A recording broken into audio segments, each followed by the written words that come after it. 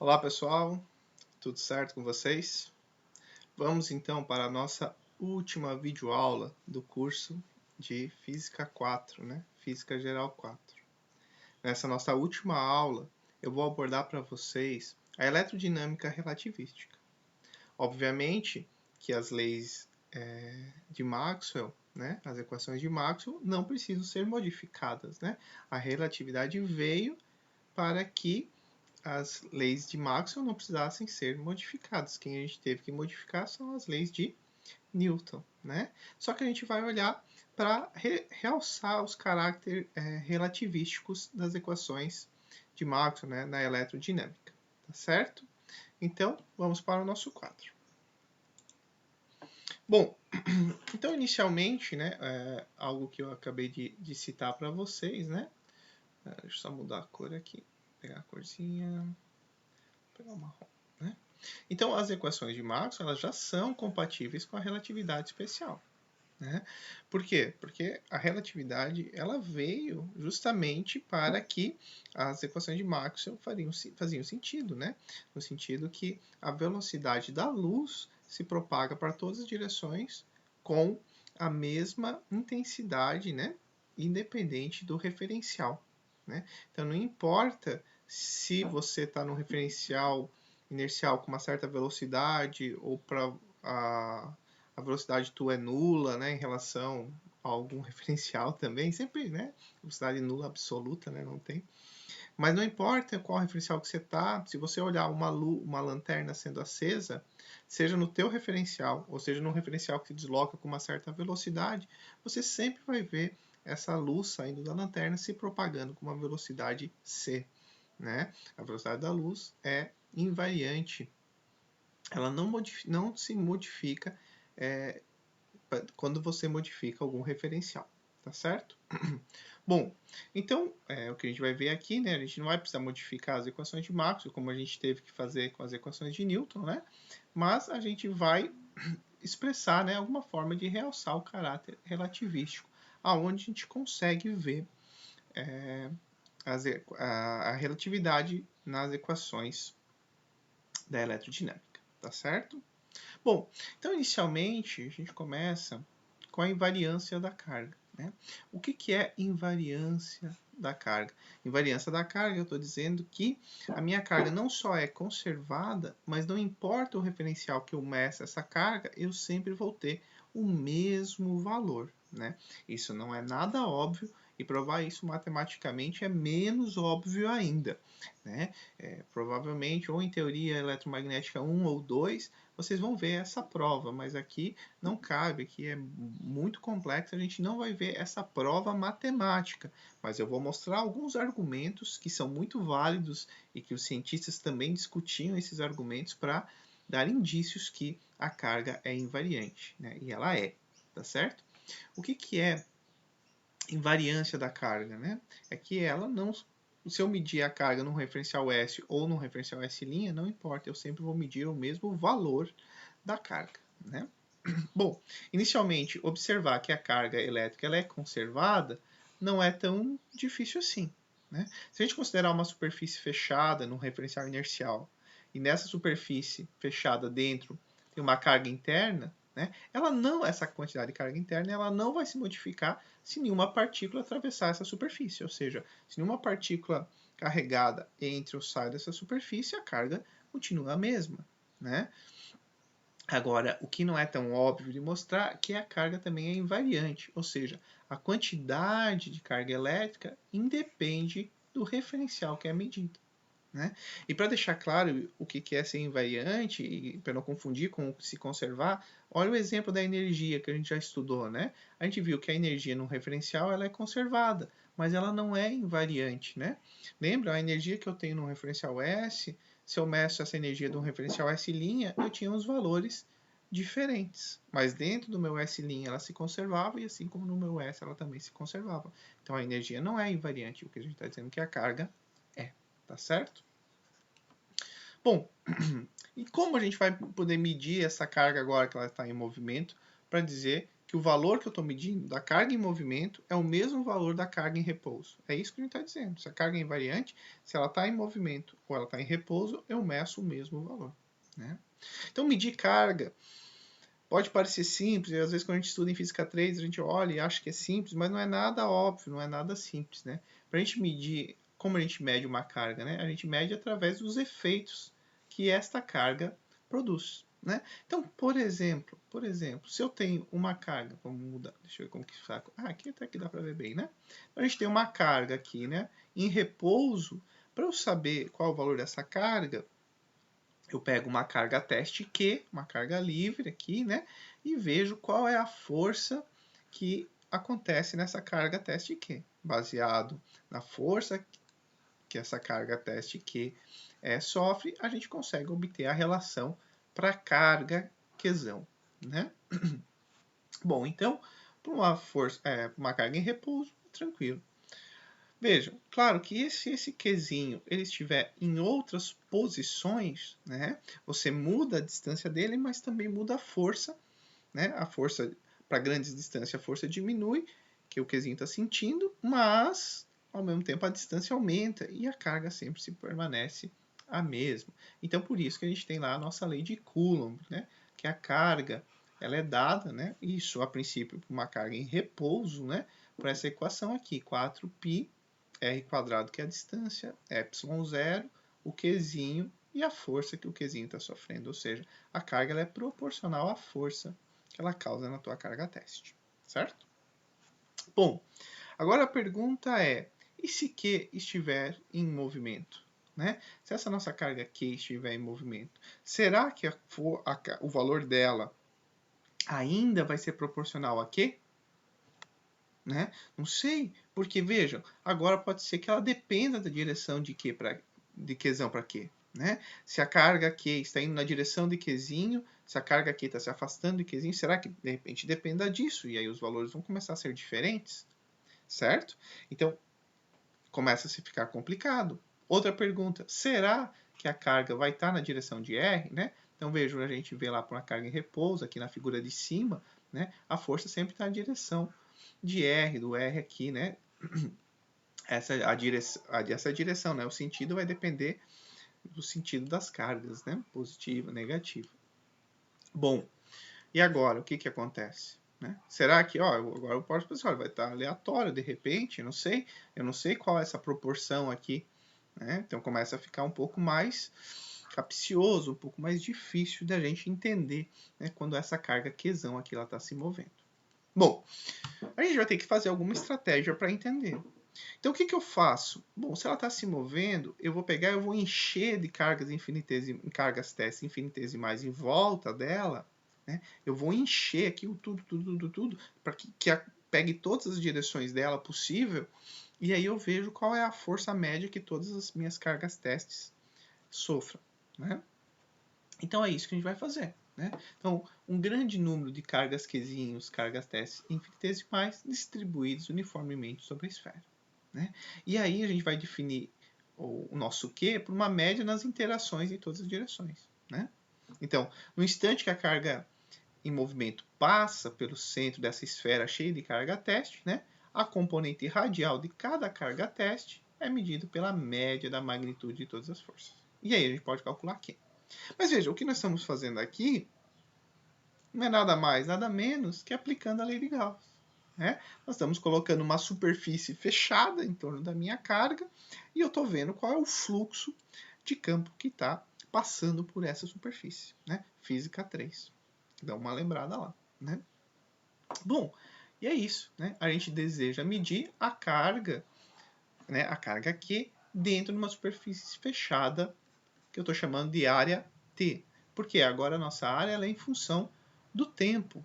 Né? Porque a nossa carga está se mexendo. Então, o que eu faço? Quando a minha carga está num lugar, eu bato uma foto. E aí eu faço a área daquela foto. Aí a carga continua indo, né? Eu bato outra foto. Eu meço uma área dentro daquela foto. Né? O argumento T ele indica a medida é feita no instante de tempo T em um referencial S em que a superfície AT está em repouso. Né? Então a gente vai lá, bate uma foto naquele momento, e aí ver qual que é a área e tal. E aí o negócio está continuando. Em outro momento eu bato uma foto e analiso, né? Claro, não é assim, mas é só para vocês entenderem que essa área é uma área instantânea, né? Que eu estou medindo naquele intervalo de tempo. Bom, e aí nós chegamos à lei de Gauss para uma carga em movimento, que é dado por isso aqui, né? E aí, será que isso é verdade? Será que a lei de Gauss vale? Porque a gente sabe que uma carga em repouso vale. Mas agora, será que uma carga em movimento também vale? Né? Dizer que a lei de Gauss aqui não vale para uma carga em movimento seria dizer que dependendo da área que eu pego, ou da forma da área que eu pego, eu vou ter resultados diferentes. E isso seria muito estranho. Seria muito estranho, né? Bom, mas nós vamos aceitar, né? Então vejam, a gente vai aceitar que a lei de Gauss também é válida para cargas em movimento como um fato experimental, tá? Então, claro, por mais que a gente pense, pô, seria estranho, né? Se dependesse da área que eu pego, se o formato e tal. Mas a gente não está provando nada matematicamente que é válido, né? A gente acha, é estranho, mas poderia ser, né? Não sei.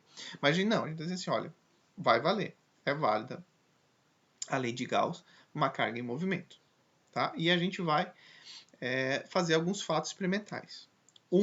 Que é um experimento mental, né? A gente vai imaginar uma coisa, o que aconteceria, e se troca, se a coisa muda, e depois a gente vai ver um experimento real que foi feito em 1960 pelo King, né? Que ele mostra que a lei de Gauss é válida para uma carga em movimento, tá bom? Então essas duas maneiras, né, do nosso experimento mental e mais um experimento real que já aconteceu e foi comprovado, vai nos dar a base de dizer que a lei de Gauss vale para uma carga em movimento, tá bom? Então vamos primeiro para nosso experimento mental, tá? Então, vamos lá. Tomamos, por exemplo, então vamos imaginar que, deixa eu ver que cor que eu tô aqui. Vamos pegar o vermelho aqui que chama mais atenção aqui na figura, né? Bom, então vamos imaginar que nós vamos pegar aqui, ó, vamos pegar uma certa área S1 e dentro dessa área S1 nós temos 2 elétrons e 2 prótons, tá? E eles estão livres e estão se propagando com uma velocidade qualquer. Cada um com a sua velocidade estão se propagando ali, tá certo? Quando a gente pega esta área aqui, né? Esta área ali que vocês estão vendo só a parte, mas ela está aqui, né? Uma área fechada, né? Como fosse uma casca esférica, por exemplo, pode ser uma área qualquer. Quando a gente pega essa área, S1, e a gente vai lá e mede qual é a carga interna, dá zero. Né? Quando a gente pega uma outra área com outro formato qualquer, um S2, a gente vai lá e mede a carga interna, também dá zero. Perfeito? Bom, então veja, se eu tenho 4 cargas aqui, né, 2 positivas, 2 negativas, se movendo de maneira aleatória, uma certa velocidade, a gente mede zero. Perfeito? Certo? Então, o que acontece agora se esses 4 elementos aqui, eles não estão mais livres para livres entre si? Se eles estão agora juntos, formando um átomo de hélio. Né? Se agora esses 4 elementos, eles estão todos juntos, formando um átomo de hélio. E aí você olha para a superfície 1, para a superfície 2 e diz, continua sendo carga zero. Né? Continua sendo neutro. Tá, mas Everton, isso é óbvio. Calma, mas não é tão óbvio, porque o seguinte, né? Porque o seguinte, olha só. Então, se os prótons, né, para gente não esquecer nada, né? Se calcular uma lei de Gauss com 2 superfícies, o mesmo resultado, já falei, né? Se os prótons e elétrons estiverem ligados a um átomo de hélio, os seus movimentos serão muito diferentes que se estiverem livres. E nesse caso, a carga calculada também deverá ser nula. Né? O que eu estou falando aqui? Observem que eu tenho as 4 cargas se propagando com uma velocidade qualquer, tá? Eu vi que é zero. Agora, quando eu coloco as 4 cargas juntas, formando o átomo de hélio, a velocidade com que elas vão estar se movimentando internamente é muito, muito, muito diferente. né? Imagina, você tem dois prótons, um do ladinho do outro, a velocidade ali, olha, a energia cinética você vai ver é quase próximo da velocidade da luz, e é muito diferente, né? E continua dando zero, a carga continua sendo zero. Isso nos diz que, não importa a velocidade da carga, ela sempre se mantém igual, né? É por isso que é esse experimento mental. Se você tem dois elétrons e dois prótons separados, você mede carga zero. Quando você coloca os dois prótons e os dois elétrons juntos formando o átomo de hélio, o movimento deles é muito diferente dos quatro separados. Muito, a velocidade é muito diferente. E você continua medindo 4. Né? Se a carga mudasse, dependendo da velocidade, o valor da carga mudasse em relação à velocidade da carga, nós teríamos que medir coisas diferentes. E a gente continua medindo zero. Né? Então, isto implica que a carga, o valor continua, né? A lei de Coulomb é válida para cargas de movimento, porque a lei de Gauss é válida. Tá? E aí, esse é um experimento mental, a gente está imaginando isso. Mas em 1960, o John Gordon King, que faleceu em 2014, ele fez um experimento. Né? Ele queria medir qual a diferença da carga entre a carga de um elétron e a carga de um próton. Né? Esse era o objetivo dele, para ver se havia alguma diferença. Né? Então, o que ele fez? Ele isolou 5 vezes 10 na 24 moléculas de hidrogênio em um recipiente de metal ligado a um eletrômetro. Né? E aí ele conseguia medir a corrente quando ele retirava o gás do recipiente, e o objetivo dele era ver, né, se a corrente são as cargas negativas ali, né? Então ele queria ver se ficava algum resquício de carga, por exemplo, carga positiva, ou, né, dentro do teu sistema. Ou seja, quer dizer que o elemento não era neutro. Né? Se na hora que você passa o gás ali, se acaba ficando alguma carga, o teu elemento não era neutro, certo? Então, o objetivo dele era detectar cargas residuais. Então, quando ele fez o experimento com as moléculas de hidrogênio, que são dois hidrogênios ligados, né, ele não detectou nenhuma carga residual. Ou seja, detectou zero. Né? Quando ele repetiu o experimento para o hélio, ele também não detectou carga residual. Veja, por que o hélio e o hidrogênio? Por que ele fez esses dois? Quantos prótons tem o hélio? 2. Quantos prótons tem duas moléculas de hidrogênio? 2. Quantos elétrons tem o hélio? 2. Quantos elétrons tem duas moléculas de hidrogênio? 2. Né? E aí, o que ele percebeu? Né? Que a carga medida para os dois era a mesma, zero. Mas e aí que entra o que nós estamos falando no nosso experimento mental, né? Que o experimento ele era capaz de detectar, olha só a sensibilidade, né? 2 vezes 10 a menos 20 a carga do elétron. Se tivesse alguma diferença de carga entre o hidrogênio e o hélio. Né? Tá, mas por que haveria diferença se você acabou de dizer que o hélio tem dois prótons e dois elétrons e a molécula de hidrogênio, dois prótons e dois elétrons? Por que haveria diferença? Porque eles estão se movendo com velocidades diferentes. E é isso que a gente está vendo se é invariante ou não. Né? Então, olha só. Aqui o que eu acabei de falar, né? As partículas carregadas que constituem a molécula de hidrogênio e o átomo de hélio são as mesmas. Né? Só que o que acontece? Na molécula de hidrogênio, os prótons eles estão separados a 0,7 angstrom, que é bastante para o mundo que nós estamos ali, né? E se movem lentamente. Já no hélio, os prótons, né, eles estão juntos no núcleo e têm uma energia cinética altíssima. Então vejam que esse experimento deveria mostrar que se a carga depende da velocidade da partícula, não poderia obter o mesmo resultado para a molécula de hidrogênio e do átomo de hélio. E se obteve o mesmo resultado, né? Que é o que está escrito aqui em rosa. Se a carga variasse com o movimento, não veríamos ambos, hidrogênio e hélio, com a mesma carga elétrica, que no caso era zero. Algum dos dois ia ter que acusar uma diferença. E observem que a sensibilidade do teu equipamento mostraria isso, né? Então, a gente... Passarinho quase entrou aqui. Ainda bem que não entrou, não é dentro de casa. Então, deste modo, a gente pode dizer e expressar a invariância da carga como sendo a integral fechada numa área num tempo instantâneo t, né, num referencial S, vai ser igual a integral fechada num tempo instantâneo t', uma área A', que um campo E'. Né? Ou seja, a carga medida nesse referencial S vai ser igual à carga medida no referencial S'. Né? E isso é a invariância da carga. Né? Aqui no desenho está lá a nossa carga que nós vamos medir. Né? Observem as nossas duas superfícies, né? A superfície S e S'.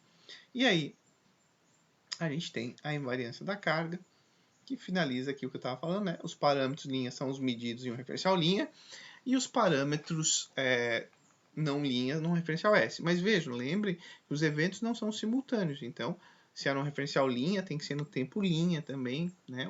Um evento simultâneo em um referencial não é necessariamente um evento simultâneo em um outro referencial. Tá? E aí eu trouxe uma imagem que eu tirei do Purcell, né, do livro, que é muito legal, que, claro, esse experimento não é feito real, mas é um outro experimento mental que é muito legal de a gente fazer e pensar, que é o seguinte: se eu tenho uma caixa e dentro dessa caixa eu tenho duas massinhas M, cada uma com carga Q, e eu vou lá, eu meço o peso dessa caixa aqui com a minha balança, né? E eu meço a carga ali com o dispositivo que eu consigo medir a carga. Então eu observo que dentro dessa caixa lá eu tenho uma carga 2Q e a massa tal do nosso sistema. E eu coloco esse meu sistema para girar, né?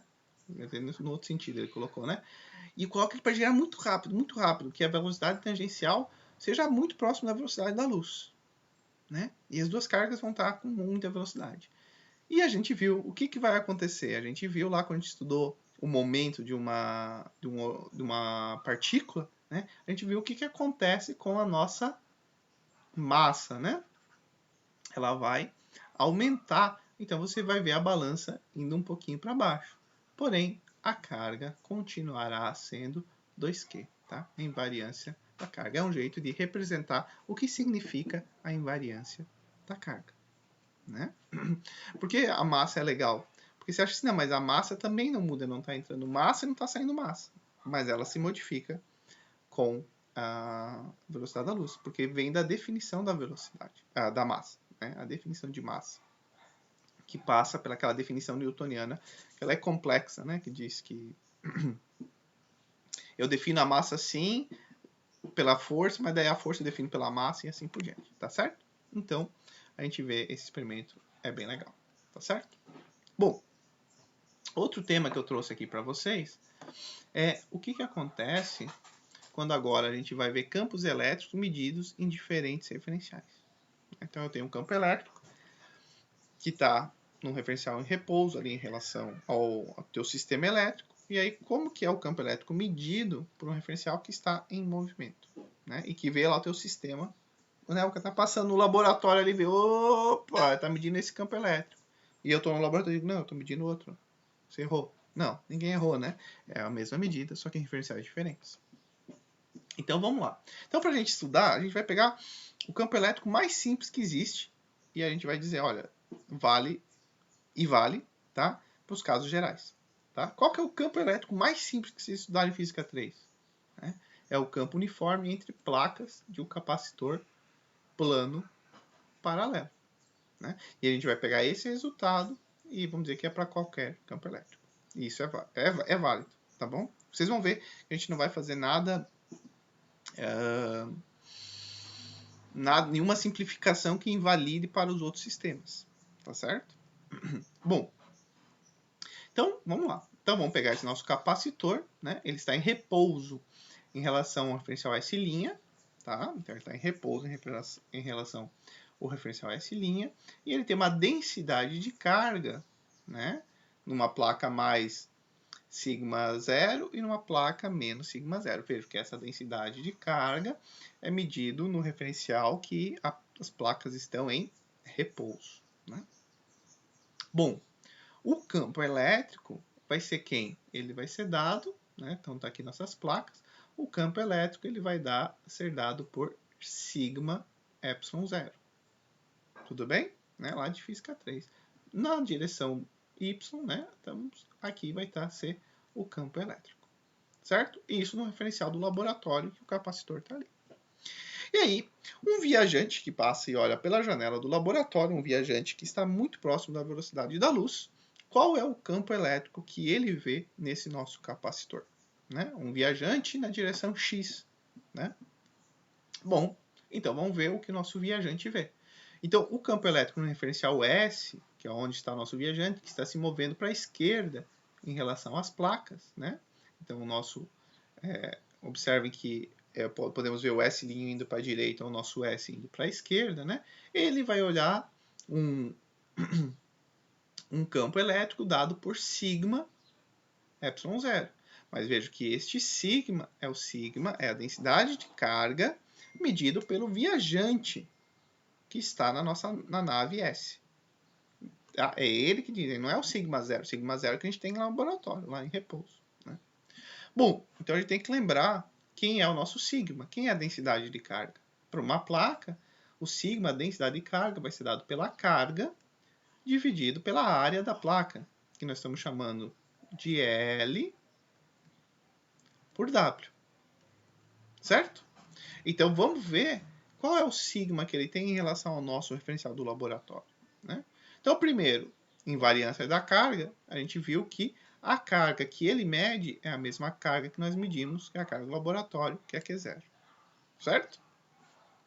Agora, observem que o tamanho da placa próprio é o tamanho que é medido da placa em repouso, que é no laboratório. Então, é L0. O L que ele vai medir, né, porque é na direção de X, né, a gente tem uma contração do espaço, lembram disso, né? Porque o sigma aqui, né, o sigma não, o gama, né, é dado por 1 sobre raiz de 1 menos v quadrado c quadrado, né? Então lembre, esse termo sempre vai ser menor do que 1, então o gama sempre vai ser maior do que 1. Né? Então esse termo aqui é maior do que 1, então a gente vai ter uma contração na nossa placa. Então o nosso viajante ele vai ver essa placa com tamanho menor do que a gente está medindo ela no laboratório. Né? O V é complicado, mas vamos dizer, ele vai medir ela com tamanho menor que a gente mede no laboratório. Já veja o tamanho transversal ao deslocamento, a gente viu, não se modifica. Então ele vai medir o mesmo W, certo? Então vamos lá. Então, o sigma para o viajante, né, a densidade de carga para o viajante, eu tirei o mais e menos, mas vocês sabem que é mais e menos, são as duas placas, né? O nosso sigma vai dar Q0 sobre L0 vezes o nosso gama, que é a nosso número que vem de Lorentz, né? Da transformação de Lorentz, certo? O nosso termo de Lorentz. Né? E este valor aqui é o nosso próprio sigma 0. Então, reparem que o viajante que está no espaço e passa pelo laboratório, ele vê, né, um campo elétrico maior do que a gente está medindo. Ele vai medir um campo elétrico maior que a gente está medindo. Isso para um campo elétrico perpendicular ao deslocamento dele. Ele está se deslocando para cá, né? Ele estava se deslocando para cá, no caso, né? Se deslocando para cá, perpendicular ao deslocamento, ele vê um campo elétrico maior, né? Porque o nosso gama, né, vai ser maior, né? Nosso termo de Lorentz aqui da transformada de Lorentz vai ser maior, tá? Então por isso que é bom a gente se habituar, né? Então perpendicular é perpendicular ao movimento relativo ali, ao eixo relativo, né? Então esse símbolo aqui de perpendicular ressalta que o campo elétrico perpendicular ao movimento é o que se modifica. Agora, vamos ver o que acontece, o que esse viajante olha no nosso campo se nós temos um capacitor nesse formato aqui. né? A gente vira ele 90 graus. Observem que, como ele está se deslocando no X, a única coisa que modifica para ele é o espaço entre as placas, né? Esse tamanho agora aqui é transversal ao deslocamento dele, né? A velocidade que ele tem, esse tamanho também. Ele só vai ver modificando a distância entre as placas. No caso, ele vai ver uma distância menor entre as placas. Mas vejam, o nosso campo elétrico, ele não depende do tamanho das placas, né? Mudar o tamanho da placa, você não muda o teu sigma. Então, ele vai medir o mesmo campo elétrico que nós estamos medindo no laboratório, né? Então, observe que os campos elétricos paralelos ao deslocamento, ele se mantém constante, né? Porque o nosso campo elétrico aqui, ó, o deslocamento está nesse sentido aqui, no eixo X, né? Ou para lá, ou para cá, não importa. E o nosso campo elétrico está aqui. Então, observe que interessante isso, né?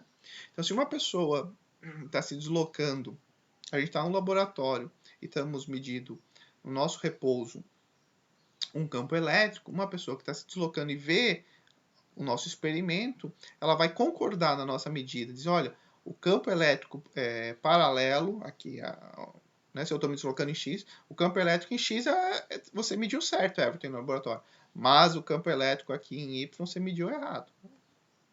Quem mediu certo, quem mediu errado? Os dois mediram certo, mas cada um mediu certo no seu referencial. Como a gente sabe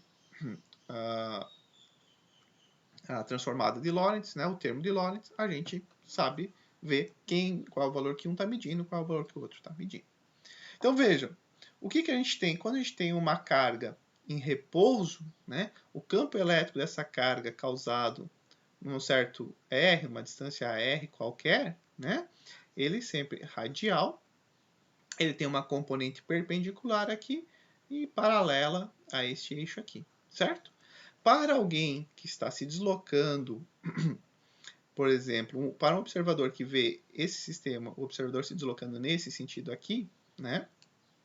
Então, ele vai ver, né, o observador se deslocando nesse sentido, também pode ser, ele vai ver, né, o sentido relativo, ou o observador, digamos, podia estar parado e a carga se movendo nesse sentido aqui, né? Tudo depende de qual observador, né, o movimento relativo.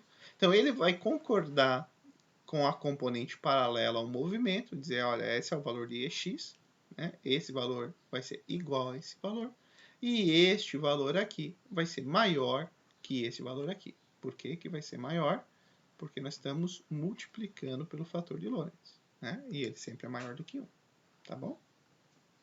Beleza?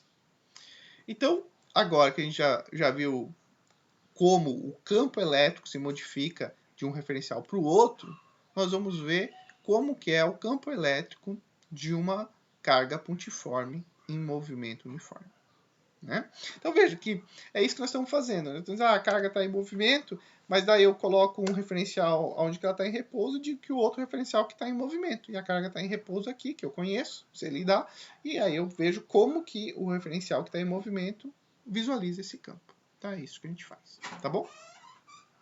Bom, então vamos lá, né? Então a gente quer o campo de uma carga pontiforme em movimento uniforme, né? Então vamos fazer aqui, prestar atenção aqui nesse começo que é importante. Então, uma carga está em repouso na origem de um referencial S', tá bom? Então, no referencial S', a carga está em repouso, certo? Então, queremos calcular o campo... Oh, meu Deus, travou? Vamos ver se destravou. Destravou. Queremos calcular o campo elétrico dessa carga num referencial S que se move para a esquerda com uma velocidade v em relação a S', tá? Então, primeira coisa que a gente tem que prestar atenção, todo mundo que tiver esse índice 0, tá? É a medida do referencial onde a carga está em repouso, tá? Então, gravem isso. Todas as unidades, todas as grandezas que estão com 0 é porque foi medido no referencial S', onde a carga está em repouso. Quem não tiver o 0 é porque está sendo medido no nosso referencial S, que está se movendo em relação à carga com velocidade v. Tá bom? Bom, lá de Física 3, sem problema nenhum, né? vocês aprenderam que o campo elétrico de uma carga pontual é dado por 1 sobre 4πε0, que sobre a distância, né, r quadrado na direção radial. Tá bom? Isso, física 3, sem problema, qualquer coisa vocês vão lá buscar. Mas essa é a definição do campo elétrico originado por uma carga pontiforme. Tá certo? Bom, eu posso decompor esses nossos termos aqui, né? Porque o nosso R0 versor, né, é o R0 vetor por R0, né? O nosso R vetor é x. Vou usar x no versor de x mais y no versor de y. Podia usar IJK, mas tá bom, né? Mais z na direção versor, né, de z, tudo isso por R0. Né? Então, o que eu fiz aqui? Para ficar fácil a nossa transformação, eu abri. Eu podia ter deixado aqui, né? Mas tudo bem, qualquer coisa vocês voltam o vídeo e pausam. Né? Eu abri nossas três coordenadas. Né? O campo elétrico na direção x, na direção y, na direção z. Lembre que esse é o campo elétrico na direção x, por nosso referencial, essa linha onde a carga está em repouso. Ó. Carga em repouso, carga em repouso. Né? E está aqui. Né? Basicamente, é x0, r0, né? Que era aquele termo, que eu não devia ter apagado. Vou fazer rápido. Vou fazer de novo, rapidão. Né?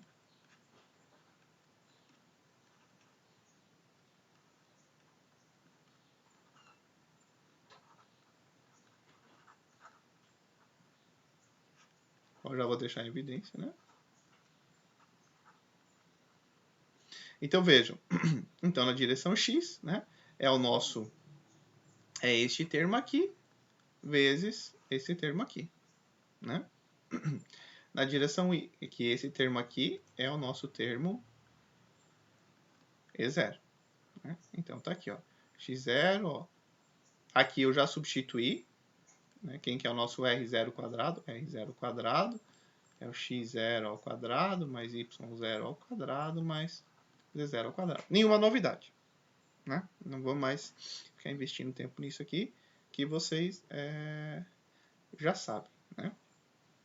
Observem que, por que ficou 3? Isso aqui é importante, né? Por que ficou 3 meios? Porque, na verdade, olha só, eu tenho lá o nosso E0, que é R0 quadrado, e eu vou multiplicar por R0 aqui. Então, este com esse fica R0 ao cubo. Né?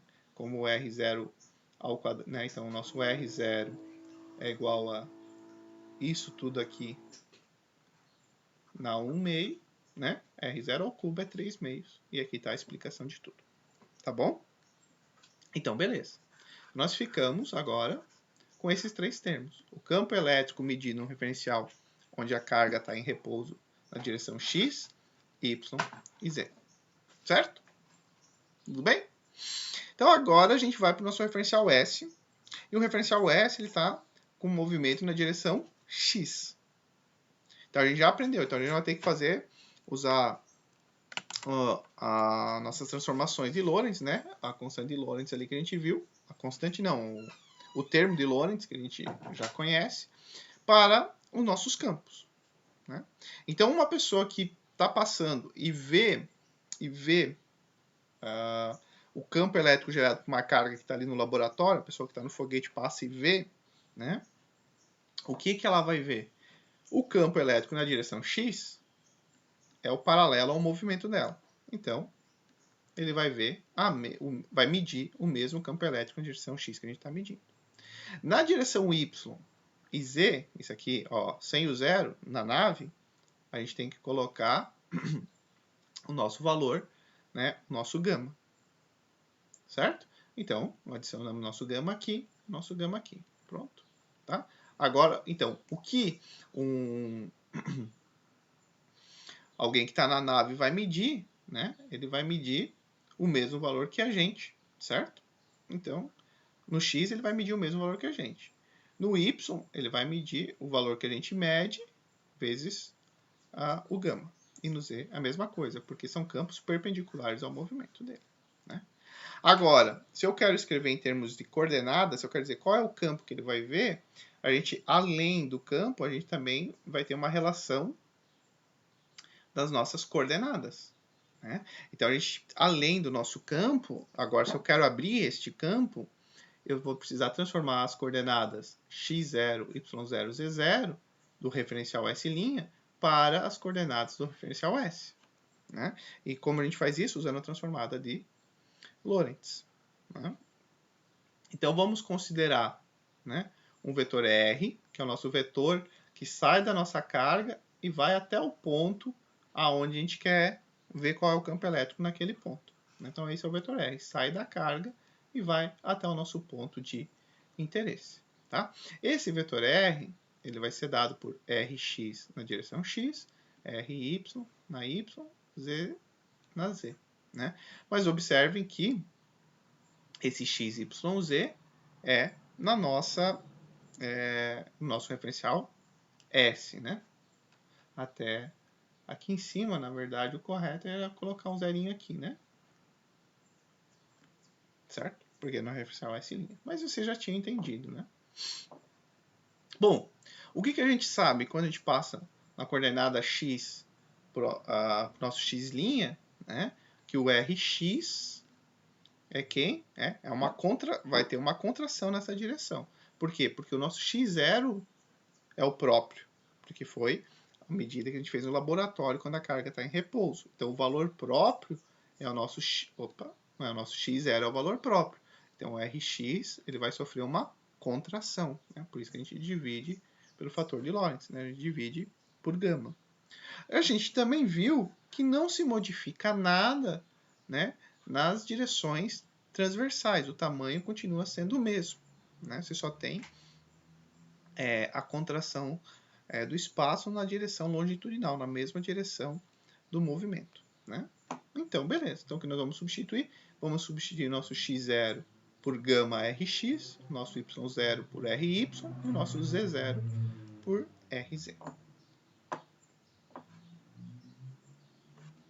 Bom, então, observem aqui, eu só substituí, né? Lá nós tínhamos o x0, então aqui ficou gama Rx, né? Gama Rx. Aqui, né, era Rx, né, o x0 vai por Rx, gama, Ry, Rz. Então, tá aqui, ó. O gama também fica ao quadrado, Rx, Ry, Rz. Observem que bacana, né? Olha esse valor aqui, olha este valor aqui e olha esse valor aqui. Opa, ficaram muito semelhantes, né? Só mudando o Rx por Ry por Rz. Por quê? Porque esse gama aqui vem por causa do campo elétrico. E este gama vem aqui para transformar de Lorentz para a posição, para o espaço. Né? E o denominador é igual para os três.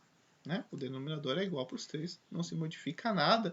Por quê? Porque o denominador tinha o o x0, que tem em todos igual. Então o denominador continua o mesmo. Certo? Bom, por que ele está pegando isso aqui?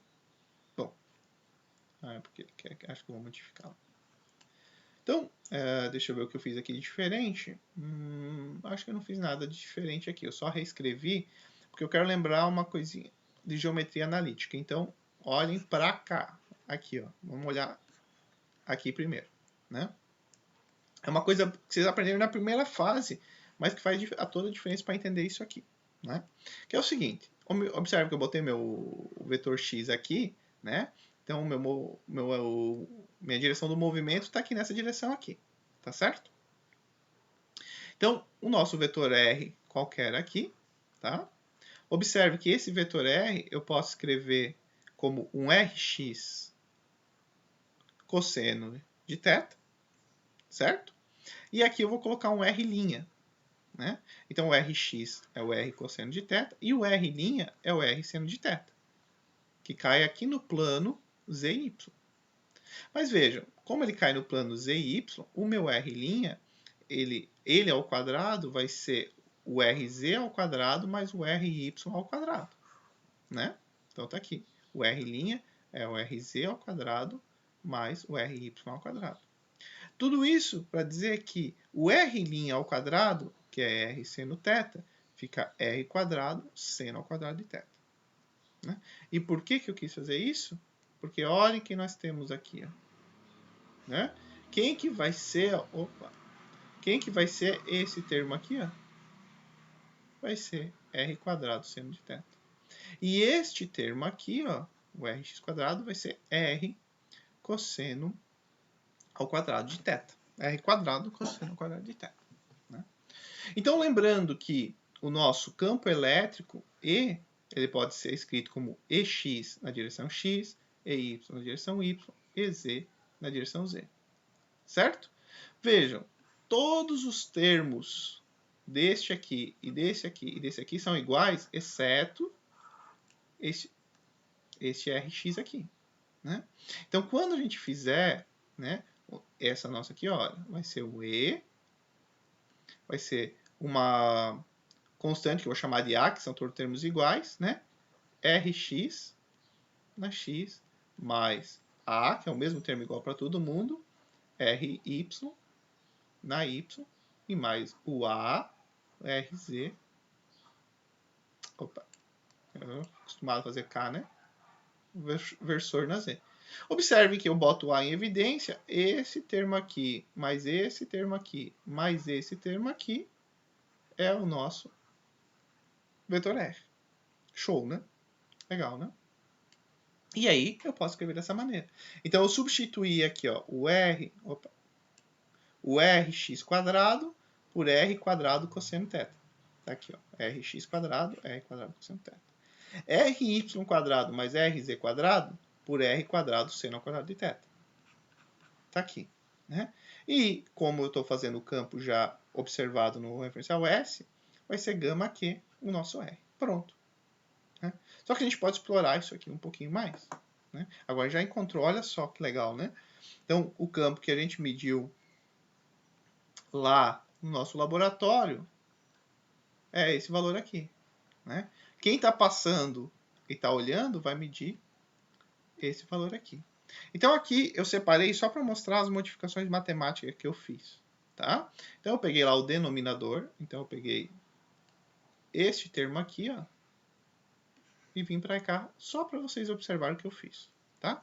Então eu botei o R quadrado em evidência, então eu tiro a raiz do R e elevo ao cubo. Então está o nosso R ao cubo aqui. Certo? Quando eu botei o R ao quadrado em evidência, ao mesmo tempo eu já peguei aqui o fator de Lorentz, o gama, e já substituí ele, né? Porque o nosso gama é 1 sobre raiz de 1 menos v quadrado c quadrado. Quando eu elevo ele ao quadrado, sai a raiz aqui e está aqui o nosso termo, né? Seno ao quadrado, aí não se modifica nada. Tudo bem? Bom, aí eu tiro o mínimo, certo? E aí vai ficar 1 que multiplica seno ao quadrado, menos v quadrado sobre c quadrado, que multiplica o seno ao quadrado. Olha só aqui a mágica, né? Aqui nós temos o nosso cosseno ao quadrado mais seno ao quadrado, é o nosso 1. E este termo aqui, né? Vai ficar o nosso gama ao quadrado. É por isso que eu deixei na mesma cor, né? Porque esse aqui é o gama ao quadrado. Se vocês olharem, né? Aqui, ó, gama ao quadrado, é esse aqui.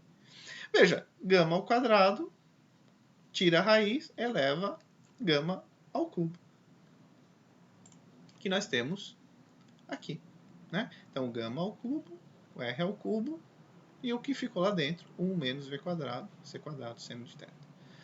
Observe que este gama aqui, então fica um gama quadrado, né?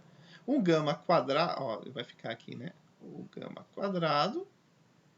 Quando eu resolvo ele, vai esse termo lá para cima, né?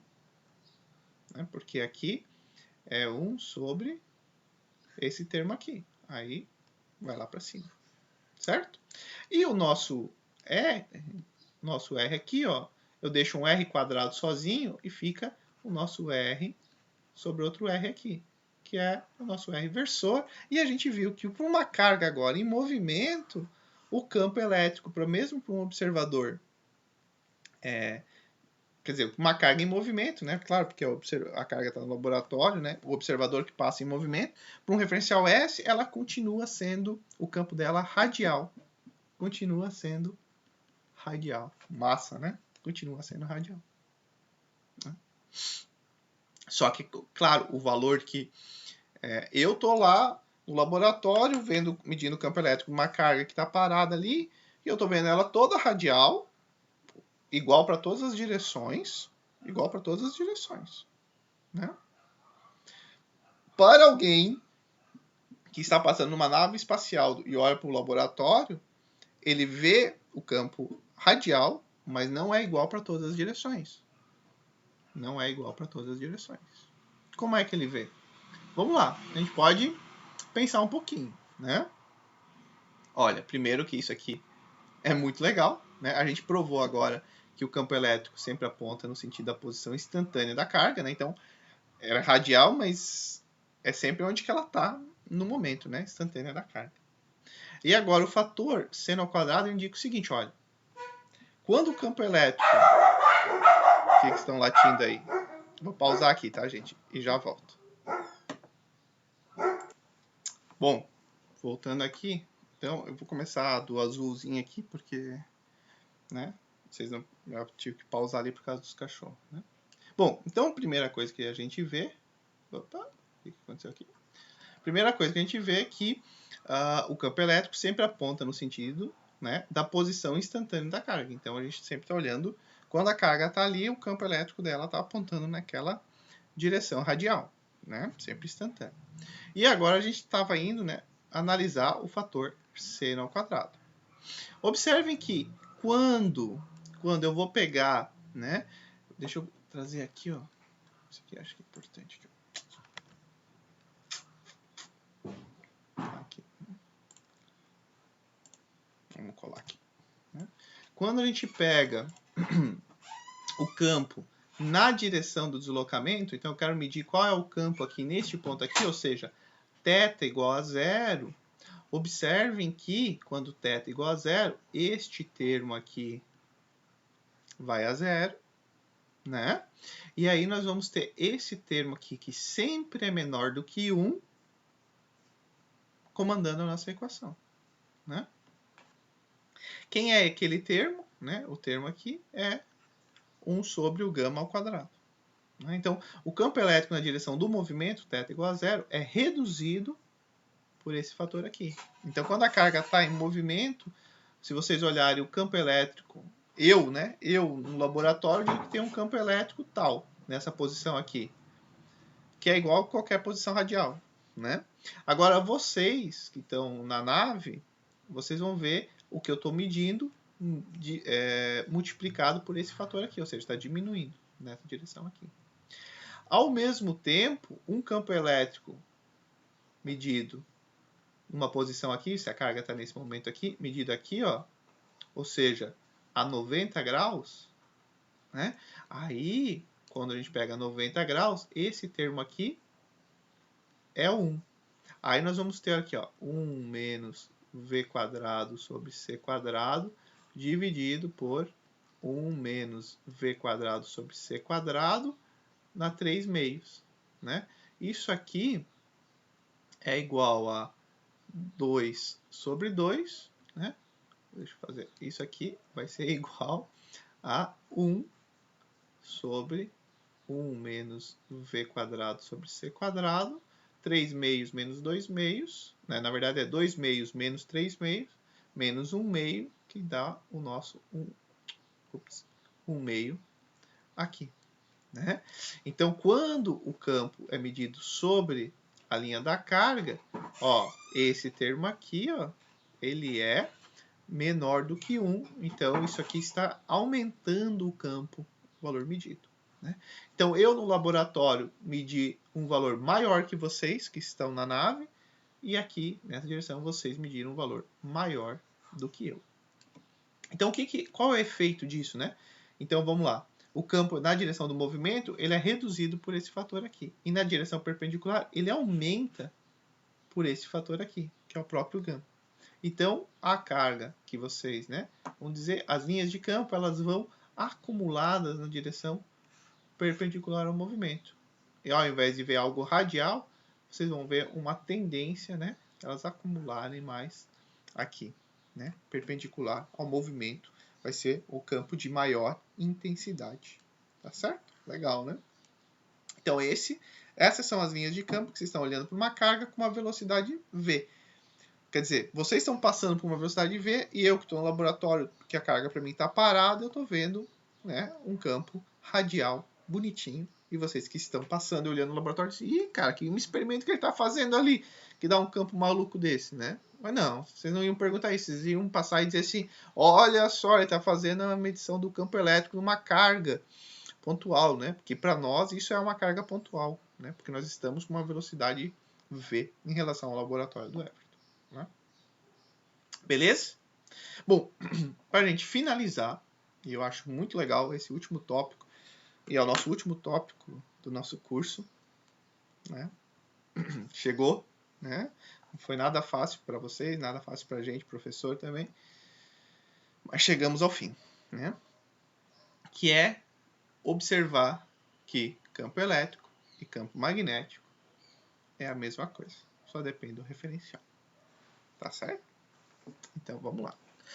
Mas isso não é tão novidade, né? Porque a gente já conhece onda eletromagnética e sabe que é campo elétrico, campo magnético, tudo é a mesma coisa. Não, tudo bem, mas... Então é um reforço, né? Para quem já diz que já sabia, então é um reforço, né? Um plus a mais para vocês explicar para alguém, né? Então vamos lá. O magnetismo, né, como fenômeno relativístico, porque esse título, né, porque a gente vai ver processos elétricos que podem ser interpretados como magnéticos em um outro referencial. Né? Vejam, então eu tenho uma carga, eu digo, olha, essa carga está sofrendo efeito magnético, ela está sofrendo efeito elétrico. E no outro referencial eu digo, olha, não, ela não está sofrendo efeito magnético elétrico, ela está sofrendo efeito elétrico, não magnético. Né? Então vai depender do referencial. Só que o movimento, né, a direção da partícula sempre será o mesmo, independente do referencial. Né? E a gente vai ver, espero que vocês compreendam, né, que o magnetismo é uma consequência natural da eletrostática junto com a relatividade especial ou relatividade restrita. Tá bom? Então vamos para o nosso experimento mental, para a gente finalizar. Né? Vamos imaginar que nós temos um fio com cargas negativas se movendo com uma velocidade v para a direita. Né? Então nós temos um fio com cargas se movendo com uma velocidade v aqui para a direita. Certo? A densidade de carga é menos lambda. A densidade linear de carga é menos lambda. Né? Nesse mesmo fio, a parte de baixo dele, tem uma densidade de carga mais lambda, né? Cargas positivas, só que essas cargas positivas elas estão em repouso. Né? Elas estão em repouso, mas elas estão separadas a mesma distância. Né? Então, para um mesmo tamanho L aqui, né? A gente tem a mesma densidade de carga, tanto negativa como positiva. A diferença é que as cargas negativas estão se movimentando e as positivas estão em repouso. Certo? Bom, se nós temos um fluxo de carga, um movimento de carga, a gente tem uma corrente elétrica. Né? Se vocês lembrarem, quem que é a densidade de carga linear? É Q por L. L é o tamanho do fio. Só que a gente pode pegar, em especial se essa densidade de carga ela é constante, e falar que a densidade de carga também pode ser dQ por um dL, por um pequeno pedacinho, né, infinitesimal do nosso fio. E aí o nosso dQ pode ser o nosso lambda dL, né, onde o lambda é a densidade linear de carga. Não vão confundir o lambda com o comprimento de onda. Tá? O lambda a gente dá para, assim como a gente dá sigma e ρ para volumétrica, né, o lambda a gente dá para densidade de carga linear. Não tem nada a ver com o comprimento de onda, por favor. Né? Bom, quem é a nossa corrente elétrica? É a variação de carga no tempo, né? dQ dt. Como dQ pode ser lambda dL, então o lambda é constante, lambda dL dt. O nosso dL dt é a própria V, né? É a velocidade com que um elétron ali ele anda um certo pedacinho dL do nosso fio. Né? E aí a gente pode definir que a corrente, e a gente vai definir que a corrente ela está no sentido para a esquerda, né? Porque a gente convencionou que a corrente vai no sentido contrário ao movimento dos elétrons, então nós temos uma corrente para a esquerda de lambda V. Tá certo? Então, tem o nosso fio aí, legal, certo? Agora, nós vamos pegar esse nosso sistema e vamos botar uma carga aqui. E vamos colocar uma carga com a mesma velocidade que os elétrons têm. Né? E aí, quais são os efeitos sobre a carga? O que vai acontecer com essa carga? Né? Será que ela vai ter algum efeito no nosso referencial S? Será que os efeitos mesmo no referencial S'? Né? Então vamos analisar isso daqui. Então vamos considerar uma carga de prova Q, né? Também movendo-se com velocidade V. Está aqui ela. Né? Então, mesma velocidade que a nossa linha de elétrons estão se movendo. Né? E aí, vamos analisar quais forças agem na carga Q. Será que nós temos uma força elétrica? Será que nós temos uma força magnética? Vamos analisar nesse nosso referencial S? Então vamos olhar no nosso referencial S. A força elétrica, vamos ver. Força elétrica, ela é dada, né, pela carga vezes o campo elétrico que a nossa carga teste está sujeita. O nosso campo elétrico a gente consegue através da lei de Gauss. Né? O que nós vamos aplicar aqui na lei de Gauss? Né? Nós vamos pegar um cilindro, né? Vou pegar aqui um cilindro fechado, né? Os fluxos das paredes vão ser zero, né? A soma deles vão ser zero, e aí só nos interessa o fluxo de campo elétrico que passa nas paredes laterais do nosso cilindro, né? Essa parede aqui, que é o 2πr, né? Onde que o R é aqui, né? Um ponto médio aqui, né? A posição da nossa carga, né? E o L, o tamanho do nosso fio, né? Então tá lá. Então a nossa equação, aplicando a lei de Gauss, né? Vocês dão uma lembrada lá, física 3, né? Tô fazendo ela de maneira bem rápida aqui, sem muito formalismo matemático, né? Não preciso ficar explicando lá por que eu não preciso calcular as paredes laterais, né? As tampas e tal. Bom, então o campo elétrico, 2πrl, Q sobre ε0. Né? Se eu passar esse termo aqui simples, né? Passei para lá, né? Ou seja, dividir os dois lados por esse termo, eu fico com 1 sobre 2πε0r, e aqui fica Q sobre L. Quem é Q sobre L? É a densidade total de carga do nosso fio, certo? E aí, quando a gente vê a densidade de carga, ela vai ser a densidade de carga positiva mais a densidade de carga negativa. Né? A densidade de carga positiva é lambda e a negativa é menos lambda. Então, a densidade de carga total é zero. Né? E aí, óbvio, é como, né, o nosso fio aqui eletricamente neutro, a força elétrica que a nossa partícula sente no nosso referencial S é zero. É zero. Né? Ela não sofre força elétrica nenhuma. Mas eu digo assim, mas o pessoal, eu estou aqui no laboratório S e eu vi a minha partícula caindo. Eu vi ela assim, né? Depois de um certo tempo ela estava aqui assim, ó. Então ela está sofrendo alguma força, mas elétrica não é. Mas ela deve ser força magnética, né? Bom, aí eles, claro, pô, claro. Veja, eu tenho uma corrente elétrica, né? Uma corrente elétrica nesse sentido aqui, né? Eu tenho uma carga em movimento, com uma velocidade v, e ela está sofrendo uma força magnética. Né? Quem é dada a força magnética? É a carga aqui, a velocidade dela vetorial, o campo. Né? O campo de um fio, né?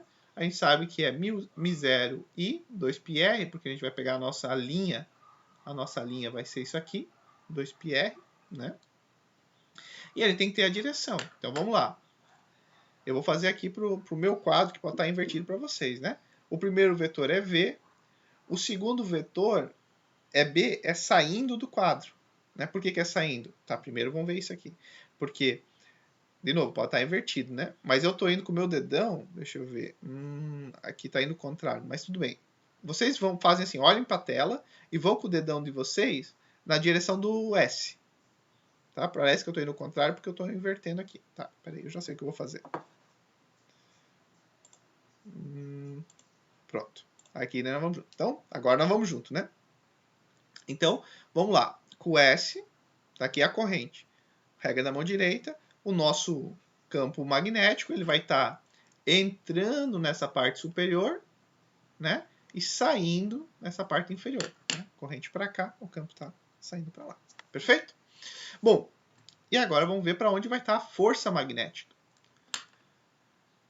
Nossa velocidade está para lá. Então, eu gosto de fazer a regra desses 3 vetores aqui, né? O primeiro vetor... Cada um faz a regra da mão direita como achar mais fácil. Primeiro tem que ser com a mão direita, né? Então, eu faço esse é o primeiro vetor, esse é o segundo vetor e esse é o vetor resultante, né?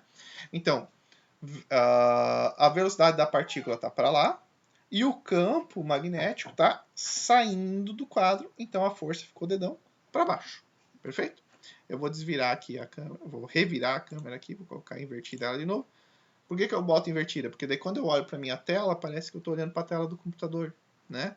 Senão, aí quando eu olho para a tela aqui, ó, vocês iam ter a impressão que eu estou olhando para o outro lado, sei lá, toque, né? Eu já falei para vocês, toque. No último vídeo não ia faltar, né? Mas então tá bom. Então a gente chega que a força que a carga está sentindo vai ser Q vezes V, μ0 e 2πr. Só que I a gente viu que era lambda V. Então, a gente chega que a força magnética que a carga está sentindo vai ser μ0 sobre 2πr, que a carga, lambda, v quadrado. Beleza? Ah, então explicou por que a carga estava caindo. Explicou. Beleza. E agora, eu medi essa força estando aqui no laboratório S. E se vocês, que estão na espaçonave, viajando com uma velocidade v, no mesmo sentido aqui da carga, se vocês vão medir a força na carga, né? Para vocês, a carga está parada. E as cargas negativas também estão paradas. Vocês vão ver as cargas positivas indo com uma velocidade para lá. Que força que vocês vão medir? Né? Bom, então é a nossa segunda parte. Né? Vamos agora considerar, né, um referencial S', que se move para a direita com a velocidade v da carga de prova. Então, para o referencial de vocês que estão na nave viajando com a mesma velocidade da carga e das cargas negativas lá no fio, né, a carga ela vai estar parada em relação aos elétrons. Né? Ou seja, a força magnética é zero. Porque nesse referencial S', qual é a velocidade da carga? É zero. Né? Se a velocidade da carga é zero, a força magnética é zero. Aí vocês falam, então nós não vamos ver a carga, ela não vai estar caindo? Estranho. Aí ficou muito estranho. Não, vocês vão ver a carga caindo. Ixi, e agora? Então tem que surgir alguma outra força aí. Né? Vamos ver se é elétrica. Vejam, a força magnética, que tinha seu valor, agora é zero. Será que a força elétrica, que era zero, não vai modificar o seu valor agora? Vamos analisar. Vamos analisar. Né? Vamos ver como que fica as densidades de carga. Olha só. Efeito contração, né, de Lorentz. Vamos lá. A distância entre as cargas negativas no referencial S, aqui no referencial S, é L. Mas vejam, as cargas estão se movimentando no referencial S. Então, esse não é a distância própria. Não é? Lembrem, isso é fundamental, fundamental, fundamental. Agora, aqui, as nossas cargas negativas estão paradas. Então, essa distância aqui, no nosso referencial S', é a nossa distância, o comprimento próprio. Então, L-, que é a distância entre as cargas negativas medidas no referencial S', o L- é o comprimento próprio. Por quê? Porque é medido esse comprimento com as cargas em repouso. Da mesma forma, agora as cargas positivas vão estar com uma certa velocidade. O comprimento próprio das cargas positivas é dado nesse referencial aqui, onde elas estão em repouso. Então, esse aqui, para carga positiva, o L é o comprimento próprio. Para carga negativa, não, porque ela está em movimento. Mas agora, quem está em repouso no referencial S' são as cargas negativas. Então, esse é o comprimento próprio. E esse aqui é o nosso comprimento contraído, comprimido. Né? Então, isso é bem importante, até vou repetir, porque é muito importante e vai ajudar vocês no que vai cair na prova também, né? Então, a distância entre as cargas negativas do referencial S é L. Já no referencial S', nós vamos chamar de L-, que é a medida entre as cargas negativas do referencial S'. Importante que esse é o comprimento próprio. Já para as cargas positivas, a distância entre as cargas positivas no referencial S, aquele que está lá em cima, era L. E para as positivas, esse é o comprimento próprio. Já no S', vai ser L+, nessa figura agora. Né? Então, vamos ver como que muda nossas densidades lineares. Né? Então, no referencial S', a densidade da linha de carga negativa vai ser menos Q, né? Dividido por o L-. Mas quem é o nosso L-? Né? Aplicamos a contração de Lorentz, né? Onde que aqui entra o nosso L próprio. Então, o L- é o L próprio. Então, o L, né? A gente vai escrever o L- em função do L, que é a nossa distância que a gente tinha no referencial S, né? E o L- vai ser gama vezes L. Então, o nosso L-, se a gente quer escrever, né? Então, o nosso L, deixa eu ver o que eu fiz aqui. Ah, tá, é porque daí agora eu substituí o nosso L- aqui, né? Então, tá a substituição do L-, tá aqui, né? O gama vezes L.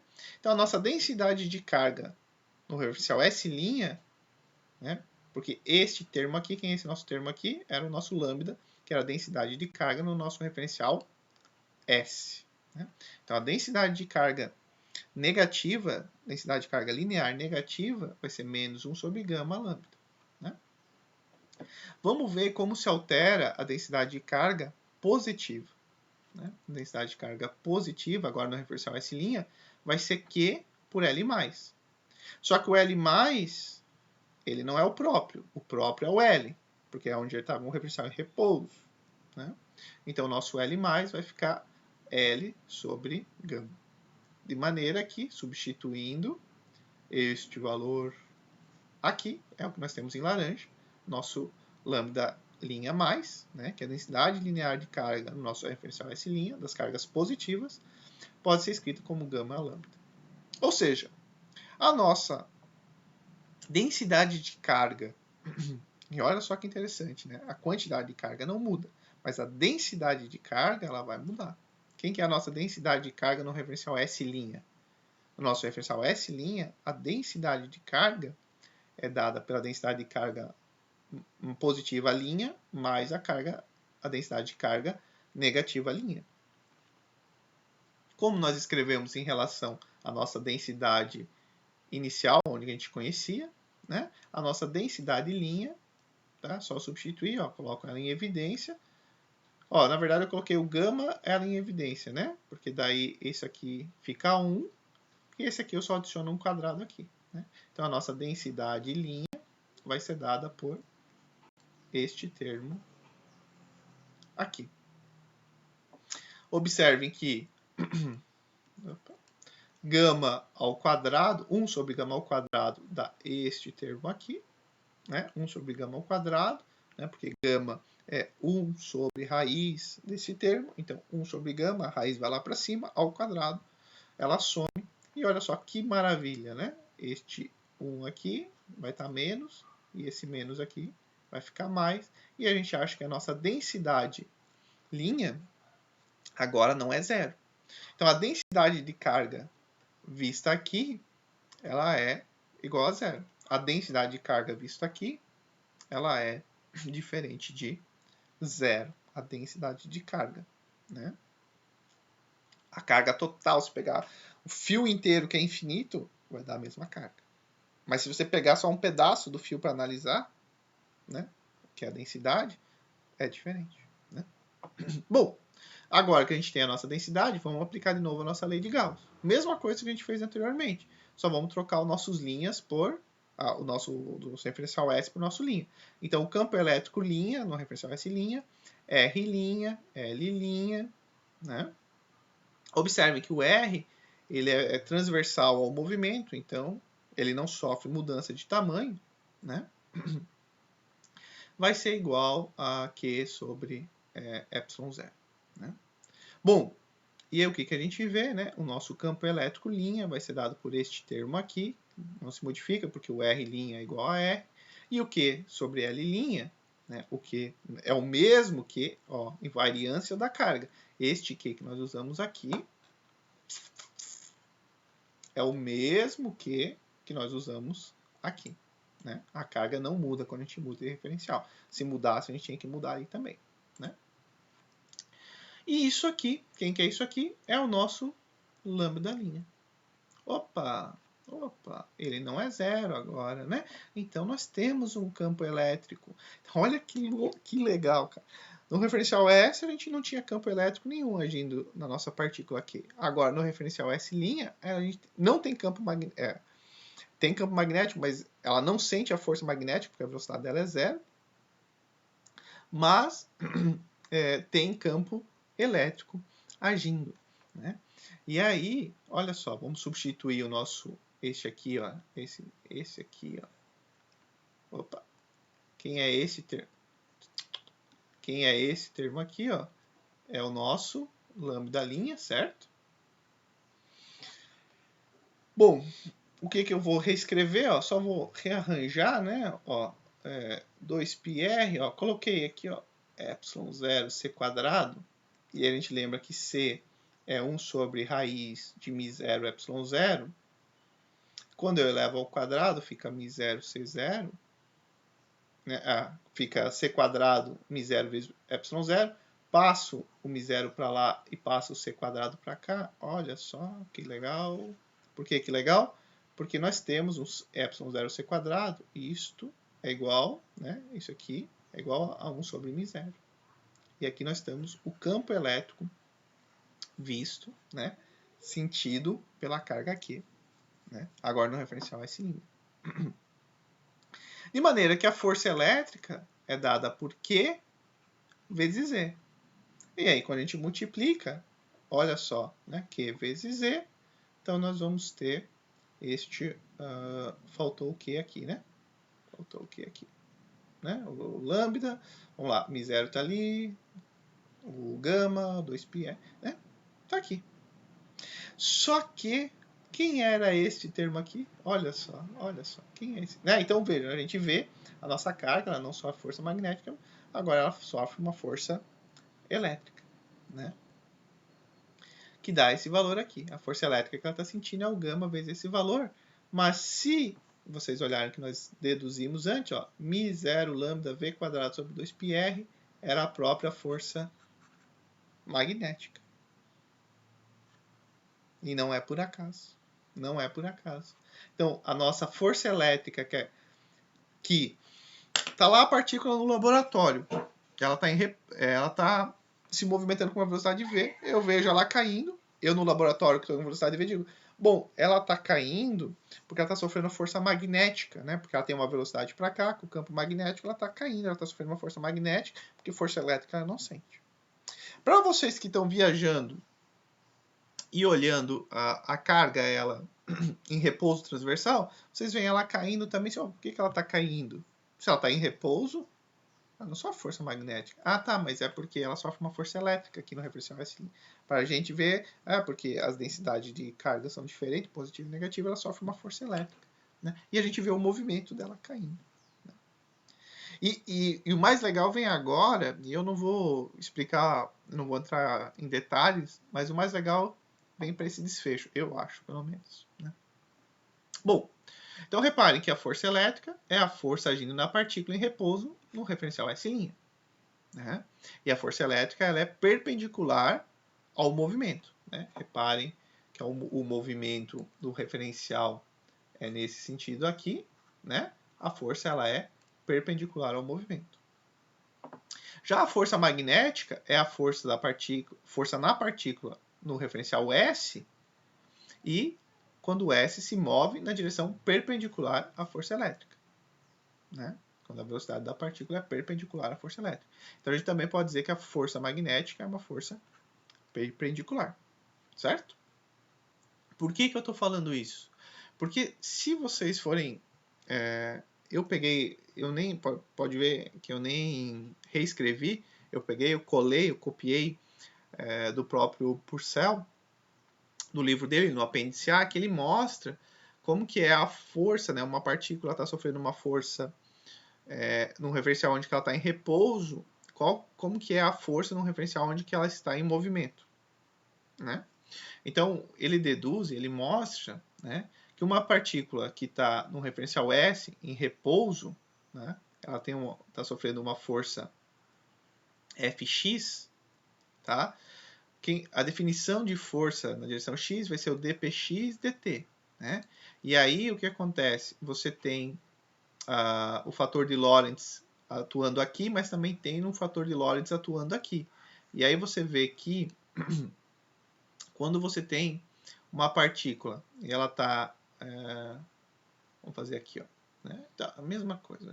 Então, vamos pegar aqui o referencial S, né? E você tem uma partícula aqui e um referencial S' aqui, né? Essa partícula, vamos ter que mudar de cor. Ela está sofrendo aqui um F perpendicular e um F paralelo, né?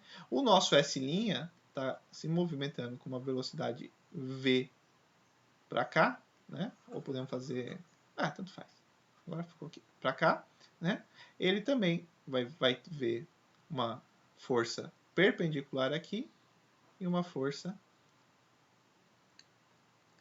paralela aqui, né?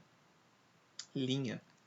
O que o Purcell mostra, e vocês podem procurar em qualquer outro livro que mostra, que como você tem a transformada de Lorentz, tanto por momento como por tempo, a força paralela ao movimento, esta força aqui, como a gente viu para o campo, né, essa força aqui, elas são iguais. Né? Então, para quem está em movimento, mede a força paralela na partícula, diz, olha, são iguais, é a mesma que você está medindo no laboratório.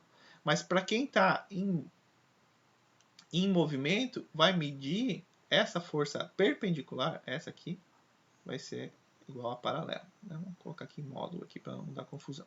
Né? E quem está em movimento vai medir a força perpendicular como sigma F perpendicular. Ou seja, você vai ver um aumento da força. Então, é a mesma coisa que a gente viu lá no campo elétrico. Né? Que está aqui. Se vocês olharem, ó, o Fx é igual ao Fx'. E o Fy, que é em repouso, vai ser igual a gama o Fy'. Né? Você aumenta a componente perpendicular. Por que eu quis só trazer isso e mostrar? Porque não é o foco da aula. O foco é mostrar esse desfecho aqui. Então, o que nós temos? Né? O F0 era medido na partícula em repouso. Né? Então, para a partícula medida em repouso, a força medida paralela ao movimento é igual. Já a partícula em repouso, a força medida para quem está em movimento, a força perpendicular ao movimento, para quem está em movimento, mede gama. Olhem só, o que nós obtemos? A força elétrica é igual a gama vezes a força magnética. Né? A força magnética é quando a nossa partícula estava em movimento. A força elétrica era quando a nossa partícula estava em repouso. Não é verdade? A nossa partícula estava em repouso. Ou seja, se eu não falar para vocês que existe uma força elétrica e uma força magnética, e só falasse para vocês a força quando a partícula está em repouso é essa, qual é a força perpendicular quando a partícula está em movimento, vocês já iam calcular essa daqui.